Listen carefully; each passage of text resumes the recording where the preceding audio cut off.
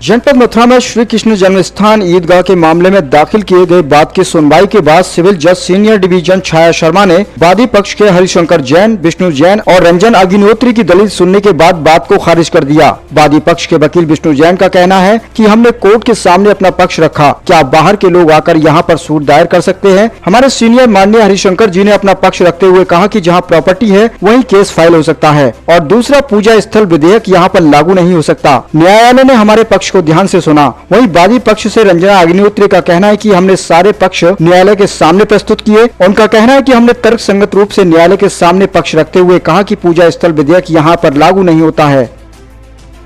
Appeal में कहा गया है कि वाद को मतलब खारिज किया जाता है और हम लोग इसके लिए हाई कोर्ट में याचिका दायर करेंगे। क्या वजह बताइए खारिज करने की? मतलब बहुत सारे कारण मतलब पूरा मौजूद नहीं है इसमें, कई सारी चीज़ें मतलब उनको लगा कि इसको वाद को ग्रहण नहीं किया जा सकता है, इसलिए उसको खारिज कर दिया है।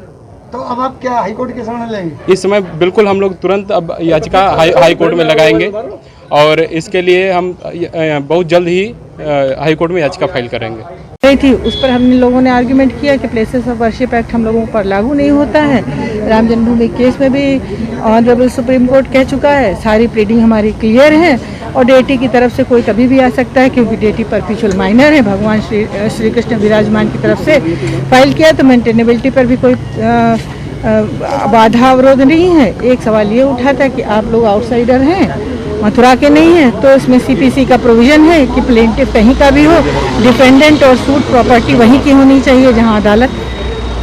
आपने न्यायालय के सामने तर्क रखे, कितना सहमत हुआ न्यायालय आपके तर्कों से? अब जब कोई वादी अपने तर्क रखता है न्यायालय के समक्ष, वादी और वकील, तो उसको आशा ही नहीं पूर्ण विश्वास होता है कि हम अपने तर्कों के द्वारा न्यायालय को सहमत कर लेंगे और हमें आशा ही नहीं पूर्ण विश्वास है बाकी आदेश आने पर। क्या लगता है आपको, यदि यहाँ से न्याय को नहीं मिलते तो क्या हाई कोर्ट जाएंगे? अरे अभी आने तो दीजिए, अभी आने तो दीजिए। आपको उम्मीद हो रही है? हमारे जो लीगल पॉइंट है वो बहुत मजबूत है, लॉ पॉइंट हमारा बहुत मजबूत है, इसलिए हमें पूरी आशा है। हिंदू महासभा पक्षकार बनने के लिए आ गई है, क्या कहेंगे? हिंदू महासभा आई है क्या? कोई डाली है उसने? तो जो भी आए पक्षकार बनने के लिए उसका स्वागत है। अच्छा, आप चाहते क्या है? मुख्य आपके जो अपील का मुख्य चाहते हैं कि जो 13.37 एकड़ है वो पूरी जमीन भगवान श्री कृष्ण विराजमान को हैंड ओवर की जाए और जो इंक्रोचमेंट करके ढांचा बनाया गया है उसको वहाँ से रिमूव करने का आदेश पारित किया जाए। एक जो शाही ईदगाह के मस्जिद के जो लोग हैं उनका कहना है कि पूर्व में एक समझौता हुआ था, उसके आधार पर जमीन दे दी गई थी। वो समझौता इलीगल है, उस पर भी बहस हो चुकी है क्योंकि जिन लोगों ने समझौता किया था वो लोग केवल ट्रस्ट थे।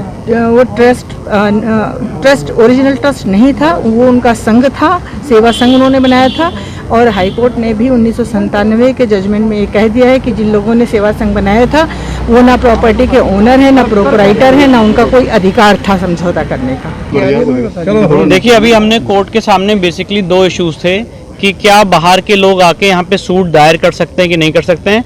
उसमें हमारे सीनियर माननीय हरिशंकर जैन साहब ने सेक्शन 16 सीपीसी का और सेक्शन 20 सीपीसी का कोर्ट के सामने रखा है, जिसमें ये प्रावधान है कि जहाँ पे कॉज ऑफ एक्शन अराइज हुआ है, जहाँ पे प्रॉपर्टी है और जहाँ पे डिफेंडेंट रहते हैं वहाँ पे ही सूट फाइल हो सकता है। और इस केस में जैसा आप जानते हैं जो प्रॉपर्टी है वो कोर्ट के जुडिक्शन में सिचुएटेड है और जो जितने डिफेंडेंट्स हैं उसमें सारे डिफेंडेंट्स यहीं पे रहते हैं, इसीलिए यहाँ पे हमारा कॉज ऑफ एक्शन बनता है और इसीलिए हम केस यहीं फाइल कर सकते थे।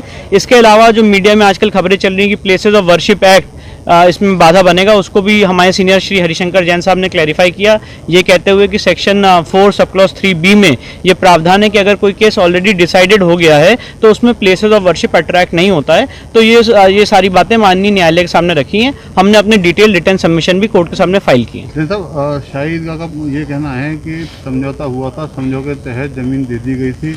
मेरा यही बात भी हमने कोर्ट के सामने क्लैरिफाई की कि वो समझौता ट्रस्ट ने नहीं किया था, इस प्रॉपर्टी में स्वामित्व और ओनरशिप ट्रस्ट का है और जब तक ओनर उस समझौते पे साइन नहीं करेगा तब तक वो पूरे समाज पे बाइंडिंग नहीं है। उसके अलावा भी ये संपत्ति भगवान श्री कृष्ण की है, जिसमें किसी भी आदमी का कोई हक नहीं है कि उसके 1 इंच से भी समझौता करे। जब राजा पटनीमल ने 1815 में प्रॉपर्टी खरीदी थी 13.37 एकड़ की और सारी प्रॉपर्टी भगवान में वेस्ट हो गई थी, उसके बाद कोई भी व्यक्ति उसमें समझौता नहीं कर सकता और इस केस में एक स्टेप आगे हैं हम, जहां पे ट्रस्ट ने समझौता